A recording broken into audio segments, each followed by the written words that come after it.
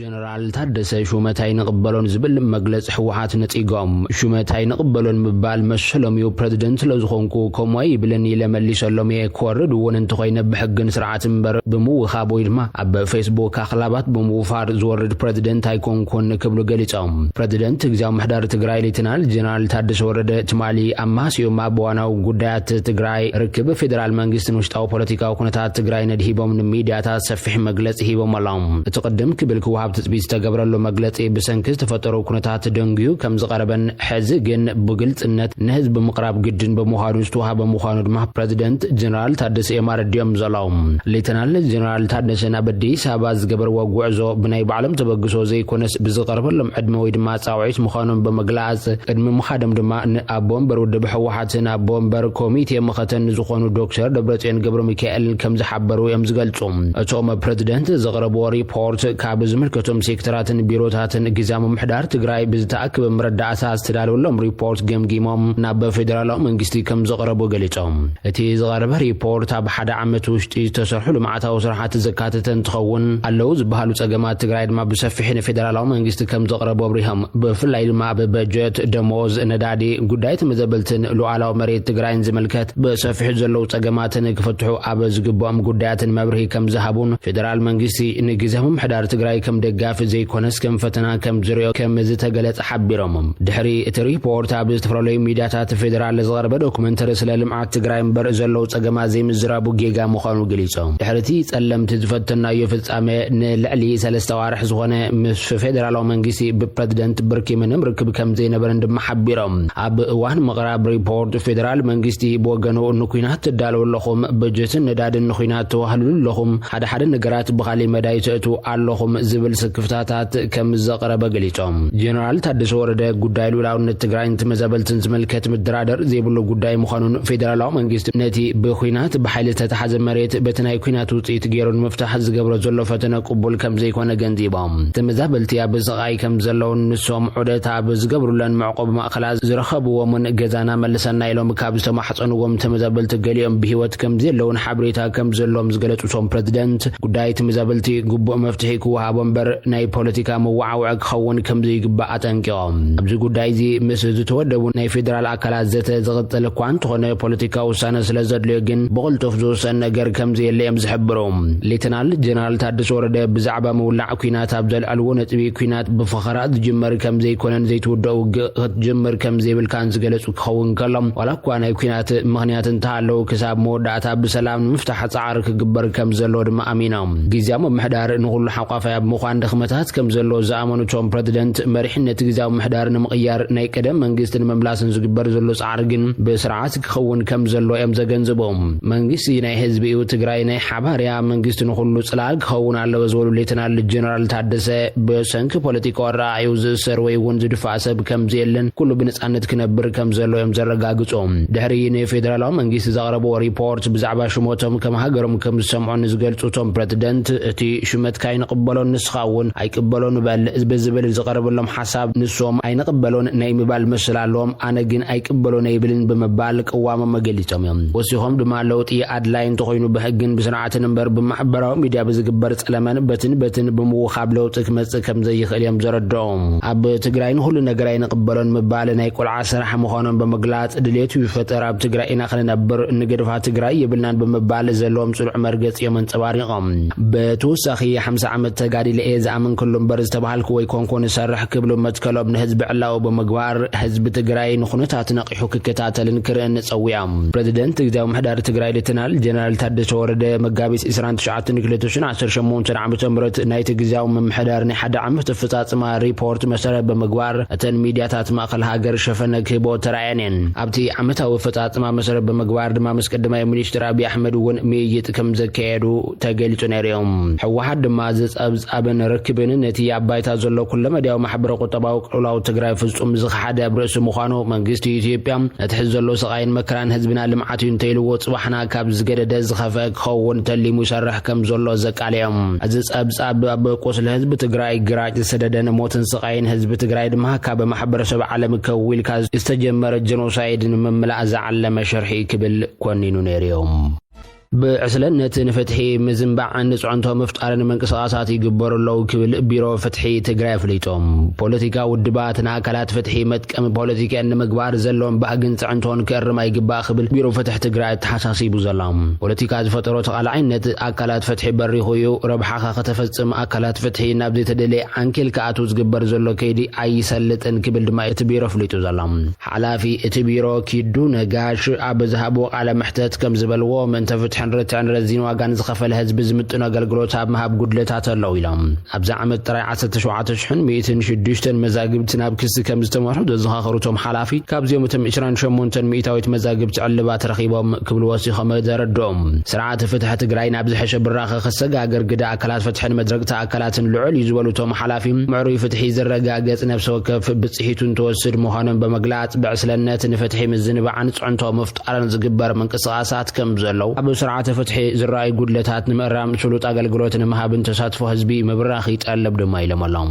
ኣብ ሰነ 2016 ፕሬዝደንትን ምክትል ፕሬዝደንትን ላዕለዋይ ቤት ፍርዲ አቅሪቦም ዝነበረ ሕቶ ምልቃቅ ሓላፍነት አበጊሱ ከም ዝነበረ ዝከር ኮይኖም ክልቲኦም ኣብ ናይ መሪሕነት ግዞም ዝጀመርዎ አንፈት ለውጥ ንምዕዋት ዘኽእል ምቹእ ሃዋህው ብዘይምርካቦም ካብ ሓላፍነቶም ክወርዱ ከም ዝተገደዱ ኣብ ዘርግሕዎ ደብዳቤ ከም ዘፍለጡ ዝከር እዮም በተመሳሳሊ ኣብ ትግራይ ዝተፈለሉ ዞባታት ዝርከቡ ሰራሕተኛታት ዘፈር ፍትሒ መሃያ ክሳብ ሕዚ ስለዘይተኸፈለና ስራሕ ኣይንሰርሕን በመባል በደብዳቤ ከፍልጡ ጸኒሖም እዮም በተመሳሳሊ ዲያኖ ኣብያተ ፍርዲ ከተማ መቐለውን በሰንከ ጋጢምዎም ዘሎ ስጋት ድሕነት ንማእኸላይ ቤት ፍርዲ ከተማ መቐለ ሓዊሱ ኣብ 7 ክፍላት ከተማታት ዳይነታዊ አገልግሎት ከቋርጹ ተገዲዶም እዮም ዳያኑ ትግራይ ምስ ዝብይንዎ ብይናት ብትዛመድ ኣብ ልዕሊኦም ስጋታትን ድሕነትን የጋጥሞም ከም ዘሎ ዝገለጹ ኮይኖም ኣብ ዝቐረበ እዋን ዳያኑ ምዝውስንዎም ውሳነታት ብዝዛመድ ኣብ ልዕሊኦም ይበጽሑ ዘለው ስጋታት ድሕነት ተጠናኺሮም ከም ዝቐጸሉ ማሕበር ዳያኑ ትግራይ እውን ሓቢሩ ነይሮም እቲ ማሕበር ወሲኹ ኣብ ትግራይ ዘሎ ዝምልከቱ መንግስታዊ አካል ኣብ ልዕሊ ኣብያተ ፍርድን ዳያኑን ዘጋጥም ሓደጋ ድሕነት ክፈትሖ ከም ዘይከኣለን ዝገለጹ ኮይኖም ምክትል ፕሬዝደንት ማሕበር ዳያኑ ትግራይ ኣይተ ገብረ ዮሃንስ ደሳለኝ እቲ ኣብ ዳያኑ ዝንጽላሎ ሓደጋ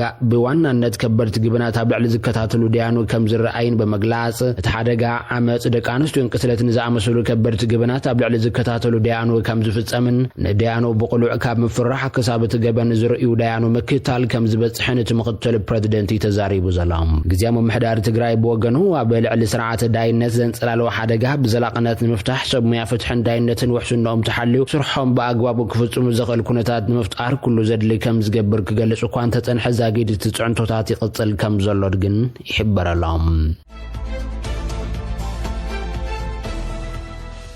ኣብ ግብጺ ምብጻሕ ዘካየድ ዘሎ በሓላፍ ቁጠባዊ ጉዳያት ግደፍ ሓጎስ ገብረ ህይወት ዝምራሕ ጉጅለ ልኡኽ ኤርትራ ምስ ዝተፈላለዩ መራሕቲ ሃገር በመረኻቢ ይዘራርባ ኣሎም ኣብቲ ምስ ሚኒስትር ጉዳያት ወጻኢ በድር ዓብደልዓጢ ዝተኻየደ ርክብ እታ ዓረባዊት ሃገር ንኤርትራ ዘለዋ ደገፍ ደጊማ ኣረጋጊጻ ኣላ ብወገን ካይሮ ዝወፀ ዜና ከም ዘነጽሮ ክልቴን ሃገራት ስትራቴጂካዊ ዝምድና ኣለወን ክብል እቲ ግብጻዊ ሚኒስትር ከም ዝተዛረበ ይጠቅስ ሓድነትን ጸጥታዊ ግዛኣታዊ መሬትን ኤርትራ ሙሉእ ደገፍ ከም ዘሎ ኣስሚሩሉ ይብል እቲ ሚኒስትር ወፍረ ንግድ ወጻእነት ሃገር ዝወጸ መግለጺ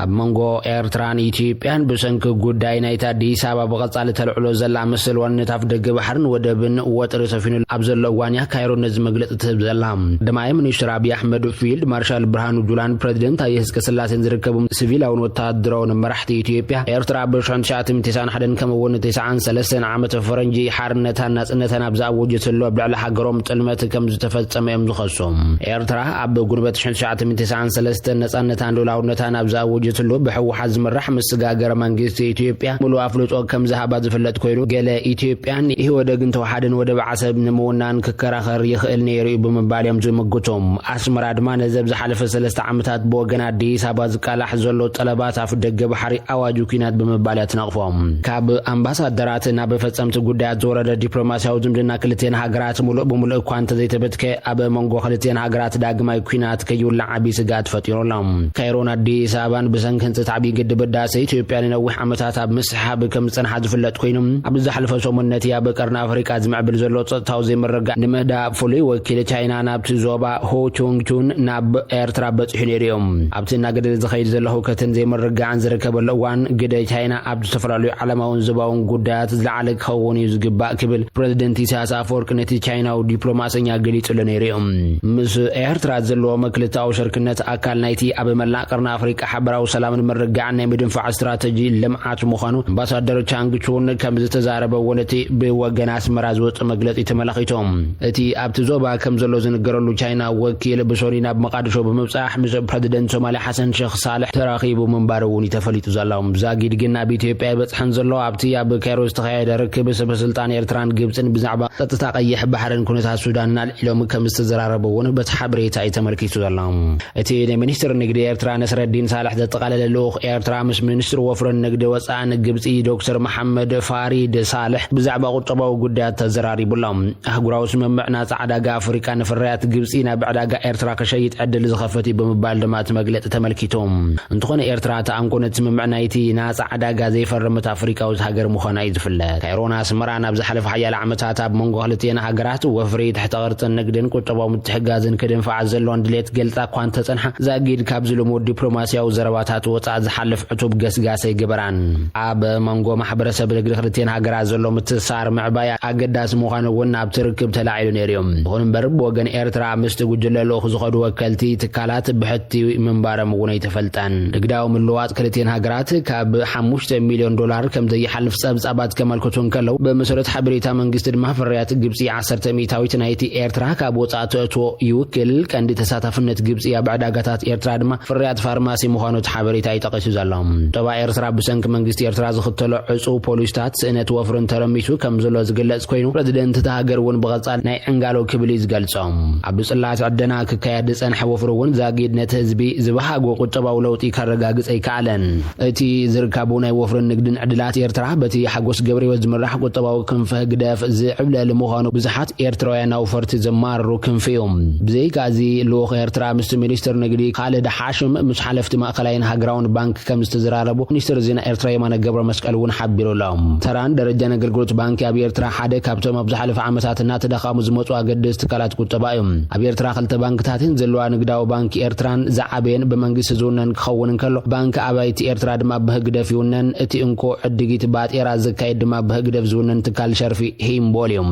እቲ ናይ ወጻእ ወፍሪ ዘይተባብዕ መንግስቲ ኤርትራ ነቶም ኣብቲ ሃገር ርእሰ ማለም ከውፍሩ ዝፈተኑ ዜጋታት እውን ገንዘቦም ሒዞም ናብ ካልኦት ሃገራት ኣፍሪካ ክስደዱ ከም ዘገደዶም ይዝነገር ብዙሓት ካብኦም ኣብ ሃገራት ማእከላይን ምብራቕን ኣፍሪካ ብቢልዮናት ዝግመት ሃብቲ ብምፍሳስ ንቁጠባተን ሃገራት ኣብ ምዕባይ ዓብዪ ግደ ይፃወቱሎም በኣንጻሩ ግብጺ ኣብታ መተፋንንታ ዝኾነት ኢትዮጵያ 1 ቢልዮን ዶላር ዝግመት ወፍሪ ኣለዋ ገለ ካብቲ ኣብ ኢትዮጵያ ዘሎ ወፍሪ ግብጺ ኣብ ፋብሪካታት ዓለባ ገመድ ከምውን ሕርሻን እንስሳትን ውፅኢታትን ፈሲሱ እዩ ዘሎ ምዕቡል ሕርሻን ዝተፈላለዩ ኢንዱስትሪታትን ከም እትውንን ትፍለጥ ግብጺ ኣብ ብዙሓት ሃገራት ኣፍሪካ ወፍሪ ከም እትገብር ይፍለጥ